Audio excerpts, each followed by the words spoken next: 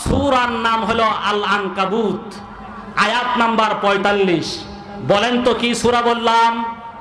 আনকাবুত। আয়াত নাম্বার কত? পারা নাম্বার কত? 21, পৃষ্ঠা, প্রথম পৃষ্ঠা, একেবারে প্রথম লাইন। এখান থেকেই আপনাদের সামনে আমি তেলাওয়াত করেছি। আল্লাহ যদি আমাকে তৌফিক দেন আর আপনাদের আন্তরিক দোয়া থাকে, এই আয়াতকে নিয়েই কিছু আমি কথা বলার চেষ্টা করব। আল্লাহ তাআলা বলেন, আসুন এই আয়াত শুরু করার আগে একটু আয়াতের এদিক সেদিক আলোচনা করি। সূরার নাম সূরায়ে আনকাবুত। আনকাবুত মানে হলো মাকড়সা। আনকাবুত মানে কি? কথা বলেন, আনকাবুত মানে কি? আপনারা মাকড়সা চেনেন? মাকড়সা চিনুন? ওই যে জাল বানায় মাকড়সা। আল্লাহ সুবহানাহু ওয়া তাআলা এই সূরার মাঝে মাকড়সার আলোচনা করছেন, এজন্য সূরার নাম হলো সূরায়ে মাকড়সা। কি নাম?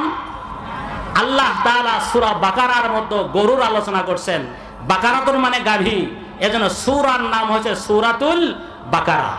আল্লাহ তাআলা সূরা নহলের মধ্যে মৌমাছির আলোচনা করছেন, এজন্য সূরার নাম হলো সূরাতুন নহল। এক সূরায় আল্লাহ পিঁপড়ার আলোচনা করছেন, এজন্য সূরার নাম হলো সূরাতুন নামল। সূরায়ে নাসের মধ্যে আল্লাহ মানুষের কথা নাস শব্দ ব্যবহার করছেন, এজন্য সূরার নাম হলো সূরাতুন নাস। এমনি ভাবে এই সূরার নাম হলো সূরায়ে আল আনকাবুত। নাম যত ছোট, আসলে সূরাটা তত ছোট না, মোটামুটি বড়। নাম দিয়েই সবকিছু বিবেচনা করা যায় না। দাওয়াত ও তাবলীগের মেহনতের ভাইয়েরা এক ভাইকে হাতে পায়ে ধরে মসজিদে দাঁড় করাইছে। ফজরের নামাজের সময় ছিল। ইমাম সাহেব হুজুর হাফেজ সাহেব মানুষ একটু লম্বা কেরাত পড়ছে, যার কারণে ঠ্যাঙ্গে ব্যথা হয়ে গেছে। জোহরের সময় আবার এসে বলছে, ভাই চলো মসজিদে যাই, নামাজ পড়তে হবে। কয় আর যাইতাম না। কয় কেন? কয় এত লম্বা সূরা পড়ছে, আমার পাওটা ব্যথা হয়ে গেছে। কয় চলো এখন ছোট্ট সূরা পড়বো। কয় তাহলে ওই সময় কোন সূরা পড়ছিলাম? কয় ওই সময় তো পড়ছিলাম সূরাতুন নামল। কয় নামল মানে কি? কয় নামল মানে পিঁপড়া। নামল মানে কি? পিঁপড়া। কয় এখন কোন সূরা পড়বেন তাহলে? কয় এখন পড়বো সূরাতুল ফিল। কোন সূরা? কয় ফিল মানে কি? কয় হাতি। ফিল মানে কি? কয় ওরে মোর সুবহানাল্লাহ, পিঁপড়ার সূরাই যদি এত বড় হয়, আল্লাহই জানে না জানি হাতির সূরা কত বড় হবে। আসলে কি সূরা ফিল খুব বড় সূরা? কথা বলেন, বড় সূরা না, বরং কুরআনুল কারীমের শেষের 10 সূরার প্রথম সূরা সূরায়ে ফিল ছোট্ট সূরা, এই জন্য নাম দিয়েই সবকিছু বিবেচনা করা যায় না। কথা বলেন ঠিক কিনা? সূরার নাম হলো সূরায়ে আল আনকাবুত। এই আনকাবুত তথা মাকড়সা আল্লাহর প্রত্যেকটা সৃষ্টি আল্লাহ অযথা অনার্থক বানান নাই। এর গবেষণা আর জ্ঞান আমার আপনার কাছে না থাকার কারণে বিজ্ঞান যত অগ্রগতি আর উন্নত হচ্ছে, তত দিন দিন ইসলাম সম্পর্কে বিজ্ঞান নতুন নতুন থিওরির তথ্য পাচ্ছে। আজকে কোরআন আর হাদিস থেকে। আল্লাহু আকবার জোরে বলেন। আজকে তো আধুনিক বিজ্ঞান বলছে ইঁদুরের লেজ থেকে দুরারোগ্য ব্যাধি ক্যান্সারের ঔষধ বানানো হয়। আমরা তো মনে করি ইঁদুর শুধু ক্ষেত কাটে, লেপার খেতা কাটে, আর কোনো উপকার করে না। এটা আমরা বাহ্যিক দেখি, কিন্তু আল্লাহ তাআলা ইঁদুরকেও অযথা আর অনার্থক বানান নাই। সুবহানাল্লাহ জোরে বলেন। এই আনকাবুত মাকড়সা, এই প্রাণীটি খুব বড় প্রাণী না। এর চোখ হলো 6টি, পা হলো 8টি। চোখ কয়টি? 6টি। পা কয়টা? 8টা। এই প্রাণী যখন কোথাও বাসা বাঁধার ইচ্ছা করে, আল্লাহর কুদরত দেখেন। আল্লাহ তাআলা তার হাঁটুর মাঝে এই পরিমাণ রেশম দান করছেন, এই পরিমাণ রেশম আঠা দান করছেন। ও যখন বাসা বাঁধার ইচ্ছা করে, প্রথমত একটা রেশম ছাড়তে শুরু করে। এই রেশম গিয়া যখন কোনো ডালের সাথে বাজে, এই ডালকে কেন্দ্র করেই তার প্রথম জাল বোনানো শুরু হয়। বানাইতে বানাইতে 25 মিনিট আর 30 মিনিটের মাথায় এই জালটা কমপ্লিট করে। আল্লাহু আকবার জোরে বলেন। জাল বানালো থাকার জন্য, এবার মিডল পয়েন্টে মাকড়সা সেখানে অবস্থান করে। ওই যে লম্বা লম্বা একটা সুতা টানাইলো, এটা হলো মূল নেটওয়ার্ক। যখন কোনো মশা মাছি এই জালে আটকে যাবে, উনি মিডল পয়েন্ট থেকে বুঝবেন যে শিকারী হয়েছে। উনি সেখানে গিয়ে প্রথমত বিষাক্ত প্রাণী হয়ে আল্লাহ তাআলা এমন এক বিষাক্ত হুল দিয়েছেন, এই মাকড়াসাকে গিয়ে আগে শিকারীকে একটা ইঞ্জেকশন দেয়, ইঞ্জেকশন দিয়ে তাকে দুর্বল করে, দুর্বল করার পরে সেখান থেকে এনে নিজেও খায়, তাদের বাচ্চাদেরকেও খাওয়ায়। আল্লাহু আকবার জোরে বলেন। এই মাকড়াসার জাল খুব মজবুত আর শক্ত হয়, কথা বলেন, খুব মজবুত আর শক্ত হয়। আল্লাহ তাআলা বলেন এই দুনিয়াকে কাল বাইতুল আনকাবুত, এই দুনিয়া হলো মাকড়াসার ঘরের মতো, মাকড়াসার জালের মতো। আপনারা দেখবেন যেই ঘরে কোনো মানুষ বসবাস করে না, লোকজন থাকে না, ওই ঘরে মাকড়াসা আর ইঁদুর আর চিকা বাসা বাঁধে। কথা বলেন ঠিক কিনা?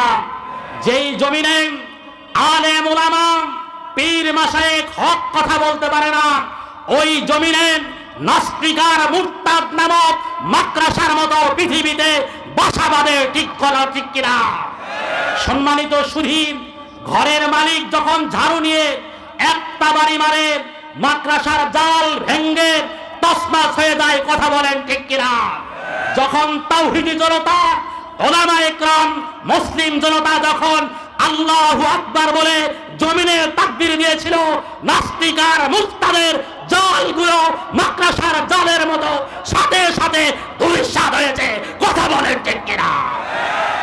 সম্মানিত সুধী, আমার আল্লাহ বুঝাতে চায়, শোনো, মনে রাখবা তোমার ক্ষমতার দাপট এটা মাকড়াসার জালের মতো, যে কোনো মুহূর্ত এটা ছিন্ন বিচ্ছিন্ন হতে পারে। কথা বলেন ঠিক কিনা? এই ক্ষণিকের দুনিয়া নিয়ে গর্ব অহংকার করার কিচ্ছু নাই। যে কোনো মুহূর্ত এই দুনিয়ার মালিক চাইলে এই দুনিয়াকে নস্যাৎ করবেন। এই ক্ষমতা যার হাতে, তিনি কে? আরো জোরে বলেন কে? সম্মানিত সুধী, এতক্ষণ পর্যন্ত মাকড়াসার কথা বললাম, আরো অনেক কথা আছে, ওদিকে যাচ্ছি না। একটু জিকির করি, লা ইলাহা ইল্লাল্লাহ।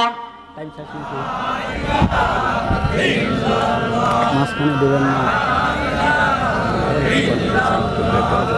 দেন সংসার দেন, লোকজন উঠে দেন দেন। আচ্ছা আচ্ছা, একটু জোরে বলেন। মুসলমানের পাওয়ার তো অনেক স্পিড ছিল। আজকে আমরা যারা মুসলমান, মূল সমস্যা হলো আমাদের ইমানটাই দুর্বল। যেইটুকু বলি আমি আপনি সহ, এটা মুখ দিয়ে বলি, অন্তর দিয়ে বলি না। তিন বন্ধু চাঁদের রাত্রিতে বসে বসে গল্প করে। একজন খোড়া তথা ল্যাংড়া বিকলাঙ্গ, আর একজন অন্ধ, আর একজন ফকির। তিনজন মিলে বুদ্ধি পরামর্শ করতেছে। অন্ধ কয়, দোস্ত দেখ কি সুন্দর চাঁদ ঝকঝক ঝকঝক করতেছে, বলেন তো চাঁদ দেখার ক্ষমতা অন্ধের আছে? এবার ল্যাংড়া কয়, এই বেটা, এক লাঠি দেওয়া পারে নিব। এই বেটা চাঁদ দেখা না দেখা দেখে অন্ধের কাম।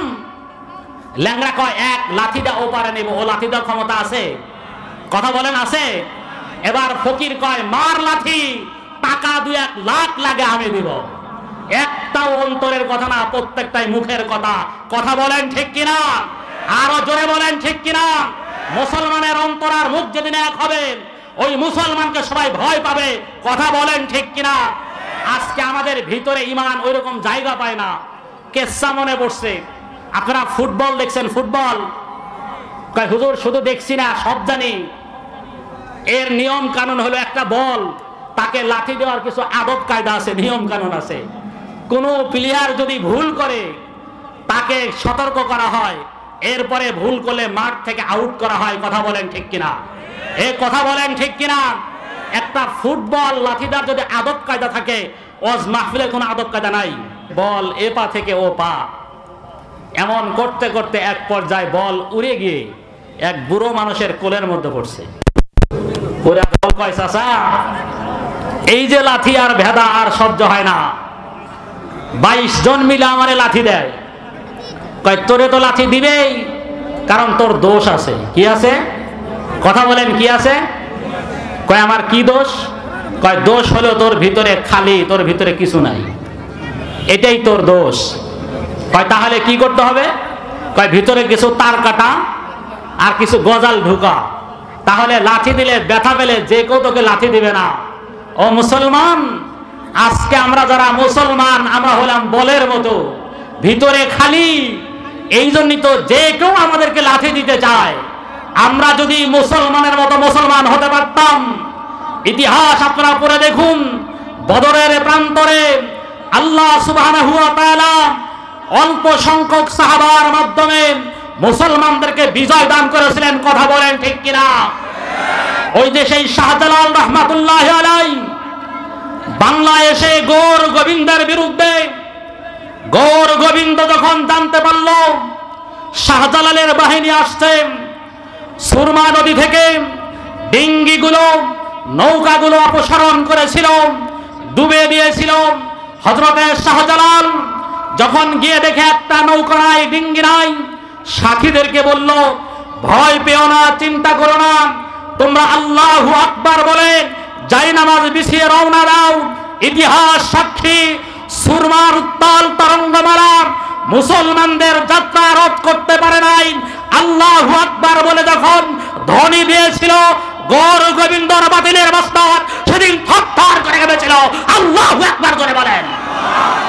डरता नहीं मुसलमान दुनिया की किसी से, डरता नहीं मुसलमान दुनिया की किसी से, जब मिल जाता है दौलत ईमान अपनी नबी से, मौजूद मुखालिफ हवा भी एक किश्ती उम्मत का निगाहबान खुदा है। আল্লাহু আকবার জোরে বলেন। বলতেছিলাম এই আয়াত সূরা আনকাবুত নিয়ে আলোচনা। আল্লাহ তাআলা বলেন, এই আয়াতের আগে শানে নুজুল বলি। আনসারী এক গোলাম, এই গোলাম নামাজও পড়তো, আবার চুরিও করতো, বিভিন্ন রকমের খারাপ কাজে লিপ্ত থাকতো। এই চরিত্রের মানুষ আমাদের বাংলাদেশে নাই। কথা বলেন আছে? নামাজও পড়ে, সুদও খায়, নামাজও পড়ে, ঘুষও খায়। এমনও আছে, রাগ করেন না, দেখতে মনে হয় টুপি পাঞ্জাবি বড় হুজুর। আপনি দেখবেন ঘুষ না দিলে এই ফাইল এই টেবিল থেকে ওই টেবিলে যায় না, এমন চিত্র বাংলাদেশে নাই। কথা বলেন নাই? এইরকম একজন মানুষ নামাজও পড়তো, আবার দুনিয়ার যত অপকর্ম সবই করত। আল্লাহর পয়গম্বরের কাছে গিয়া সাহাবায়ে কেরাম বলেন, নবীজি এই যে গোলাম, এই গোলাম নামাজও পড়ে, আবার অনেক খারাপ কাজও করে। আল্লাহর পয়গম্বর বললেন, ওকে ছেড়ে দাও, নামাজ পড়তে দাও, একদিন ওর নামাজ ওকে খারাপ কাজ থেকে বাধা দেবে। আল্লাহু আকবার জোরে বলেন। আল্লাহর পয়গম্বর এই কথা বললেন, গোলাম নামাজ পড়তেছিল। আল্লাহর পয়গম্বরের সমর্থনে এই আয়াত নাজিল হয়েছে। আল্লাহু আকবার বলেন। এই হলো আয়াতের শানে নুজুল। এবার আসুন এই আয়াত আমাকে আপনাকে কি বলে। আল্লাহ তাআলা বলেন, উতলু মা উহিয়া ইলাইকা মিনাল কিতাব, উতলু, ওগো নবীজি আপনি তেলাওয়াত করেন, আপনি পাঠ করুন, আপনি তেলাওয়াত করুন। পৃথিবীতে প্রথম আল্লাহর পয়গম্বরের সাথে আল্লাহ তাআলা প্রথম যেই কথা বলেছেন সেটা হলো ইকরা। সেটা কি?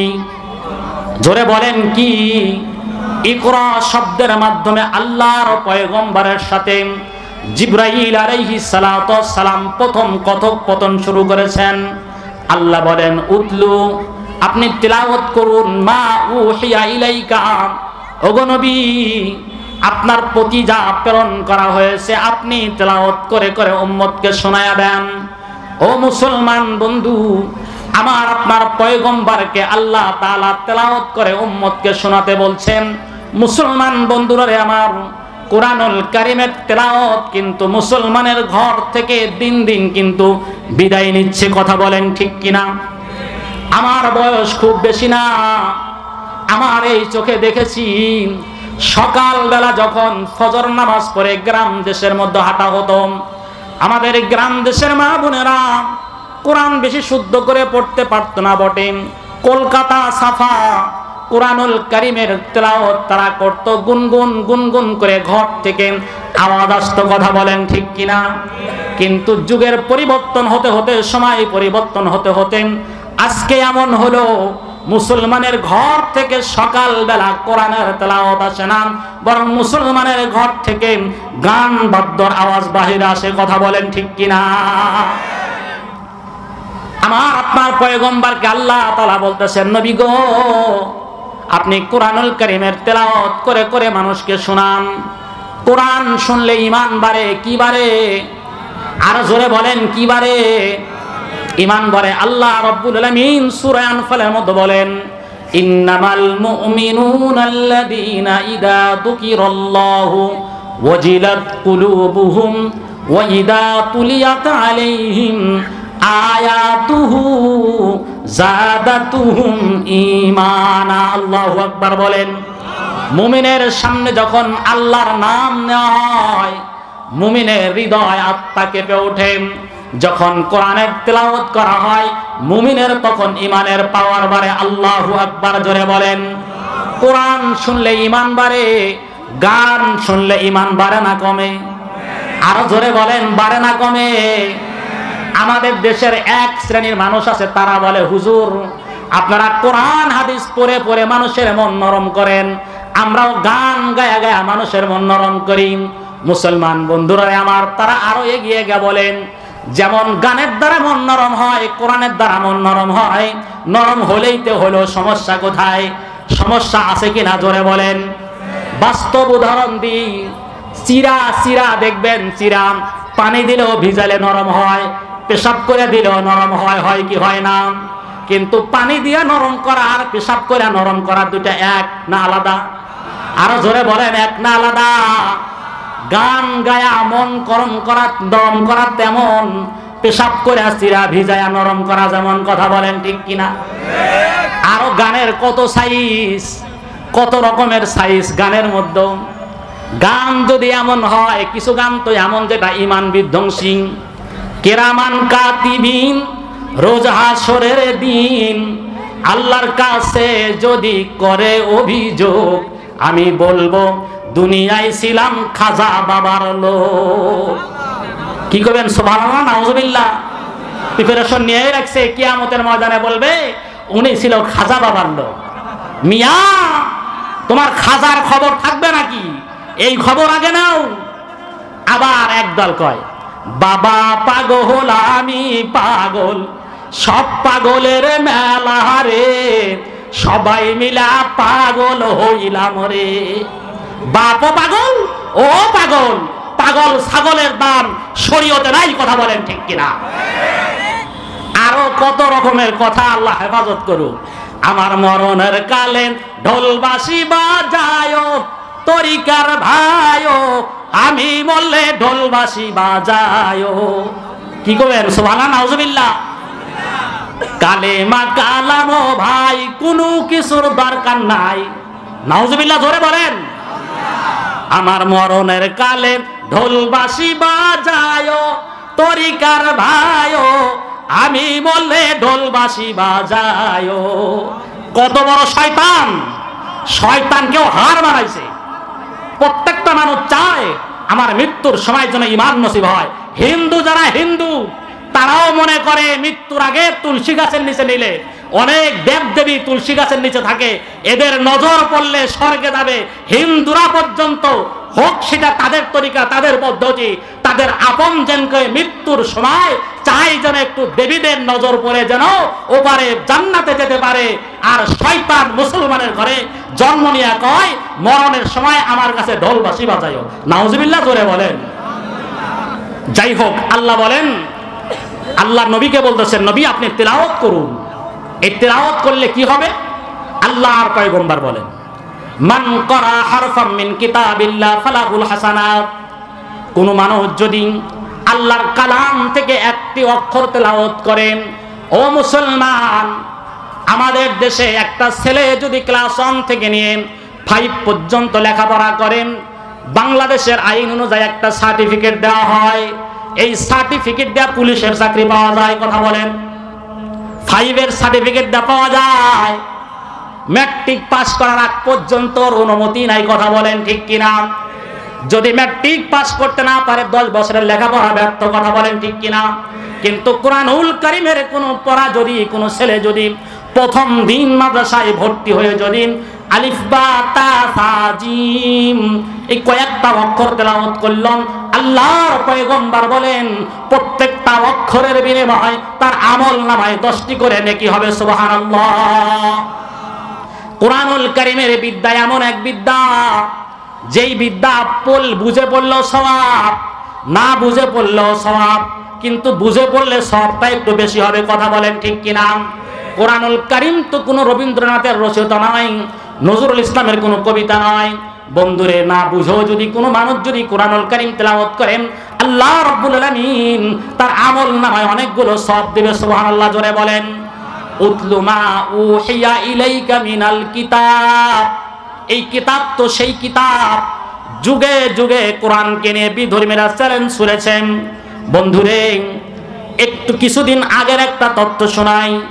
কুরআনুল কারীম সূরা হাদীদের মধ্যে বলেন ওয়া আনজালনাল হাদিদা, আল্লাহ বলেন আমি আল্লাহ লোহা নাজিল করেছি, লোহা নাজিল করেছি। বিজ্ঞান এবার চৌকান্ন হয়ে গেল। আল্লাহর কোরআন বলে লোহা নাকি নাজিল করেছেন, কিন্তু আমরা দেখি লোহা খনিজ সম্পদ। কথা বলেন ঠিক কিনা? বিজ্ঞান উঠে পড়ে লাগলো। যেমন করেই হোক মুসলমানদের কোরআনের ভুল ধরার বুঝি ইস্যু পেয়ে গেছি, ইস্যু পেয়ে গেলাম, এই তো ভুল ধরে ফেলব। বিজ্ঞান গবেষণা করতে করতে করতে করতে একটা পর্যায়ে দেখেন লোহা তৈরি হইতে 15 লক্ষ সেলসিয়াস তাপমাত্রা লাগে। এমন তাপমাত্রা পৃথিবীর কোথাও এই পরিমাণ তাপমাত্রা নাই। তাহলে লোহা তৈরি হলো কেমনে? এবার বিজ্ঞান গবেষণা শুরু করলো। করতে করতে দেখেন হাজার হাজার বছর পূর্বে স্বর্গলোকে উপর দিকে একটা আগ্নেয়গিরি হয়েছিল। সেখান থেকে লোহা নামক ধাতবটা বিভিন্ন জায়গার মধ্যে পড়ে যায়। সেখান থেকে মধ্য আকর্ষণ শক্তি টেনে টেনে জমিনের মধ্যে বিভিন্ন জায়গার মধ্যে ফেলে দেয়। সেদিনও বিজ্ঞান নাকে খত দেয়া বাধ্য হয়েছিল। কুরআনুল কারীম যা তথ্য দেয় এটাই হলো প্রকৃত তথ্য। আল্লাহু আকবার। জোরে বলেন। এই কিতাব তো সেই কিতাব, এই কিতাবের মধ্যে এটা শুধু অন্যান্য ধর্মগ্রন্থের মতো কিস্সা কাহিনী নয়, যেখানে ব্ল্যাক হোলের কথা বলেন, যেখানে আল্লাহ রাব্বুল আলামিন বিভিন্ন রকমের সৌরজগৎ সৌর সিস্টেমের কথা পর্যন্ত আলোচনা করে। এই তো সেই কিতাব। আল্লাহ বলেন নবী আপনি তেলাওয়াত করে উম্মতকে শোনায়া দেন। উতলু মা উহিয়া ইলাইকা মিনাল কিতাব। ওগো নবীজি, আপনার প্রতি যে কিতাব নাজিল করা হয়েছে কিতাব পড়ে শোনায়া দেন মানুষকে। মানুষকে নামাজের কথা বলুন, এবং সাথে সাথে আল্লাহ তাআলা বলেন ও আকিমিস সালাত, নামাজ কায়েম করো। আল্লাহ প্রথম আদেশ করলেন কোরআন তেলাওয়াত করো, দ্বিতীয় আদেশ করলেন নামাজ কায়েম করো। কি করো? জোরে বলেন কি করো? নামাজ কায়েম করতে হবে। আমাদের দেশে দেখবেন এক শ্রেণীর মানুষ আছে, তারা কয় হুজুর এত নামাজ পড়তে হবে না, সেজদা দেবো একটা। কয়টা সেজদা দিবে? কথা বলেন কয়টা? এক সেজদা দিবে, জান্নাত পার হয়ে জাহান্নামে ঢুকে যাবে। কয় সেজদা দিবে? এমন মানুষ নাই? কথা বলেন আছে কিনা? এক সেজদা দিবে। মিয়া আপনার পয়গম্বরের জীবনী পড়ে দেখুন বুখারী, সময় পেলে পরে আলোচনা করব আল্লাহর পয়গম্বর নামাজ সম্পর্কে কি বলেছেন। আল্লাহ তাআলা বলেন ওয়াকিমিস সালাত, নামাজ কায়েম করো। ইন্নাস সালাতা, নিশ্চয় নামাজ, তানহা আনিল ফাহশাই ওয়াল মুনকার, নিশ্চয় নামাজ গর্হিত এবং নির্লজ্জ কাজ থেকে বাধা দেয়। কিন্তু আমরা দেখতে পাই অনেক মানুষ নামাজ পড়ে কিন্তু শরীয়ত বিরোধী কাজও করে। কথা বলেন করে কি করে না? নামাজ পড়ে গিয়ে টিভির সামনে বসে বসে বেগানা নারীর ড্যান্স দেখে, গান শোনে, শোনে কি শোনে না? হায় রে আফসোস, আপনার নামাজ কি আপনাকে এই শিক্ষাটাই দিল? মসজিদের ভিতরে আপনি কি বললেন, আর বসে বসে মাথার মধ্যে টুপিটা দেওয়া পর্যন্ত বেগানা নারীর ড্যান্স দেখলেন। মুসলমান বন্ধুরা রে আমার, আপনার ঈমান দিন দিন ফিউজ হয়ে যাবে। বোঝা গেল নামাজ কি তাহলে আল্লাহর আয়াতি মিথ্যা? নাউজুবিল্লাহ। জোরে বলেন। তাহলে নামাজ পড়ার পরও চরিত্র কেন ভালো হয় না? বুঝতে হবে কোথাও যেন মনে হয় সমস্যা আছে। এক ব্যক্তি শুনেছে গুলির মাধ্যমে বাঘ মারা যায়। আল্লাহর বান্দা চিন্তা করলো দোকান থেকে একটা গুলি কিনে এনে হাত দিয়ে জোরে ফিকে মারল। বলেন তো হাত দিয়ে গুলি মারলে বাঘ মরবে? কথা বলেন মরবে? না না, বাঘ মারতে হলে একটা প্রক্রিয়া, একটা পদ্ধতির মাধ্যমে বন্দুকের মাধ্যমে গুলিটা উঠানোর পরে এইভাবে টান দিয়ে যথাক্রমে যখন গুলি মারবে তখন কিন্তু বাঘ মরবে। কথা বলেন ঠিক কিনা? আমরা জানি নামাজ মানুষকে খারাপ কাজ থেকে বাধা দেয়, কিন্তু নামাজটা নামাজের পদ্ধতিতে হতে হবে। পদ্ধতি যদি ঠিক না থাকে রে মুসলমান, ওই নামাজ কোনোদিন আপনাকে খারাপ কাজ থেকে বাধা দিবে না। প্রথম কারণ হলো আমরা যা পড়ি এর অর্থ সাধারণত জানি না। ভুল বললাম না ঠিক বললাম? নামাজের ভিতরে গিয়ে শুধু দাঁড়ায় রইলাম, আল্লাহু আকবার বলেন, হাত যখন আমি আপনি বেঁধে ফেললাম, বিষয়টা কেমন হলো? যেমন আল্লাহু আকবার বলে কোরবানির পশুর গলায় ছুরি চালানো হয়, আল্লাহু আকবার বলেন আমি আমার নফসের মধ্যে ছুরি চালায়া দিলাম, চালায়া দিয়া আল্লাহু আকবার বলে নামাজের মতো দাঁড়িয়ে গেলাম। এবার আপনি সানা পড়তে শুরু করলেন, সুবহানাকাল্লাহুম্মা, আপনার পবিত্রতা, মালিকের পবিত্রতা প্রশংসা বর্ণনা করতেছি, সুবহানাকাল্লাহুম্মা ওয়া বিহামদিকা, আপনার জন্যই প্রশংসা, তাবারাকা ইসমুকা, আপনার নাম অত্যন্ত বরকতপূর্ণ, অত্যন্ত মর্যাদাপূর্ণ। এমন করে করে যখন বললাম আউযু বিল্লাহি মিনাশ শাইতানির রাজীম, বিতাড়িত শয়তান থেকে পানা চাই, বিসমিল্লাহির রহমানির রহিম, আল্লাহর নামে, পরম করুণাময় আল্লাহর নামে আমি আপনি শুরু করে দিলাম। এবার পড়তে শুরু করলাম, আলহামদুলিল্লাহি রাব্বিল আলামিন, আলহামদুলিল্লাহি রাব্বিল আলামিন। আমি আপনি যখন আল্লাহর প্রশংসা করলাম, আল্লাহ তাআলা বলে হামিদানি আব্দি, আমার গোলাম আমার প্রশংসা করেছেন, আমার গোলাম আমার প্রশংসা করেছেন। এবার গোলাম বলে আর রহমানির রহিম, আর রহমান রহিম কে কে? কয় মালিকি ইয়াউমিদ্দিন, রহমান রহিম তো তিনি যিনি কিয়ামত দিবসের মালিক, মালিকি ইয়াউমিদ্দিন, ইয়্যাকা না'বুদু ওয়া ইয়্যাকা নাস্তাইন। এবার যেন আল্লাহ তাআলা বলে গোলাম তুই যে মালিকের প্রশংসা করস, ওই মালিক তো অনুপস্থিত না, অনুপস্থিত না, বরং তোর সব কিছু দেখে, সব কিছু তার নজরে আছে। তাই যদি হয় গোলাম অনুপস্থিত সম্বোধন কেন করো? এবার গোলাম সুর পাল্টায় বলে ইয়্যাকা না'বুদু, আল্লাহ তোমারই ইবাদত করি, তোমারই ইবাদত করি। আল্লাহু আকবার জোরে বলেন। এখানে ব্যাকরণগত কায়দা আছে, ইয়্যাকা না'বুদু এমন হওয়া দরকার ছিল না'বুদু ইয়্যাকা ব্যাকরণগত হিসাবে, কিন্তু আল্লাহ তাআলা ইয়্যাকাকে আগে বলেন, যার হুকুম পরে থাকার সেটা আগে আসলে এটা সীমাবদ্ধতার ফায়দা দেয়। আরবি ব্যাকরণের অর্থ বললাম, অর্থাৎ আল্লাহ বলতেছে গোলাম বলো একমাত্র তোমারই ইবাদত করি, তোমারই ইবাদত করি। কিন্তু আমরা নামাজের মধ্যে বললাম ইয়্যাকা না'বুদু, আল্লাহ তোমারই ইবাদত করি, আল্লাহ গো ওয়া ইয়্যাকা নাস্তাইন, তোমারই সাহায্য চাই। কিন্তু বাহিরে আসার পরে অনেক মুসলমান মাজারে গিয়া চায়, চায় কি চায় না? নামাজের মধ্যে বললাম আল্লাহ তোমারই সাহায্য চাই, আর বাহিরে এসে মাজারে গিয়া মাজারের মধ্যে চাই। চোখে দেখা কথা বলছি, বাংলাদেশের উত্তরবঙ্গের ঘটনা, মহাস্থানগড়ে মুসলমান নারী মাজারের মাটি কপালে মাখে, পেটে মাখে, আর বলেন একটা ছেলে দে রে খাজা, একটা ছেলে দে। ছেলেদার মালিক আল্লাহ না খাজা? আরো জোরে বলেন কে? আল্লাহ। আল্লাহ, আল্লাহকে বাদ দিয়া মাজারের মধ্যে গিয়া চাচ্ছে রে মুসলমান। ও মুসলমান, বড় আফসোস লাগে আর দুঃখ লাগে, একটু জিকির করি লা ইলাহা ইল্লাল্লাহ।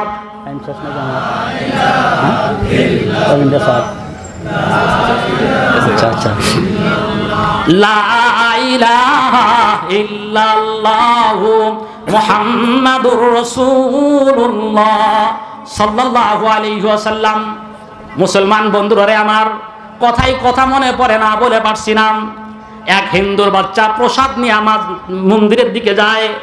এবার মুসলমানের বাচ্চা মাথার মধ্যে হচ্ছেন খাবার নিয়ে মাজারের দিকে যায়। জিজ্ঞাসা করে কই যাও? হিন্দু বলে আমি আমার মন্দিরে যাচ্ছি প্রসাদ দেওয়ার জন্য। এবার হিন্দু বলে তুমি কই যাও? কয় আমি মাজারে যাচ্ছি আমার অলিকে দেওয়ার জন্য। কয় ও বুঝলাম, আমরা আর তোমরা তেমন একটা পার্থক্য নাই, তোমাদের দেবতা হলো সোয়া আর আমাদের দেবতা হলো খাড়া। এই হলো সাধারণত আমাদের চরিত্র। আল্লাহ হেফাজত করুক, আমিন বলেন আমিন। যেই সমস্ত অলিরা আমাদের দেশে এসেছিলেন নিঃসন্দেহে তারা আল্লাহর অলি, তাদের ব্যাপারে আমাদের কোনো কথা নাই। তারা যদি কবর থেকে উঠতে পারত, প্রথম এই সমস্ত ভণ্ডদেরকে লাঠি দিয়ে সরাইতো আর বলতো, এই জন্যই বুঝি সুদূর ইয়ামান থেকে বাংলার জমিনে এসেছিলাম, শিরককে মূলোৎপাটন করার জন্য বাংলার জমিনে এসেছিলাম, আর তোরা আমাদের কবর কেন্দ্রিক শিরক করতেছস। আল্লাহ হেফাজত করুক, আমিন বলেন আমিন।